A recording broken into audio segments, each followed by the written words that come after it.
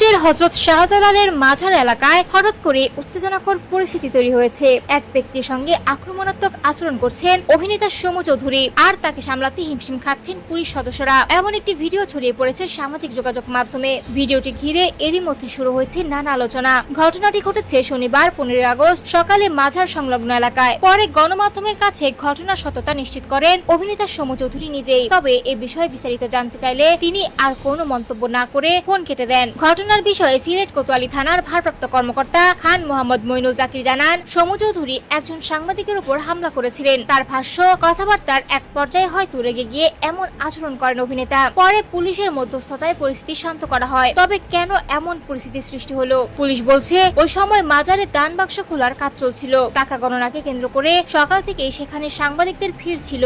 ধারণা করা হচ্ছে ভিডিও ধারণের বিষয়টি নিয়েও সমু চৌধুরী ক্ষুব্ধ হয়ে থাকতে পারেন। এদিকে সমু চৌধুরীকে ঘিরে এমন ঘটনা এবারই প্রথম নয়। এর আগে গত বছরের 12 জুন ময়মনসিংহের গফরগাঁও থেকে তাকে মানসিকভাবে অসুস্থ অবস্থায় উদ্ধার করা হয়েছিল। স্থানীয়দের সহযোগিতায় পরে তাকে নিরাপদ স্থানে নেওয়া হয়। সেই ঘটনার ভিডিও সামাজিক যোগাযোগ মাধ্যমে ব্যাপকভাবে ছড়িয়ে পড়েছিল। সিলেটের সাম্প্রতিক ঘটনার ভিডিও সামনে আসার পর ফের আলোচনায় এসেছেন এই অভিনেতা।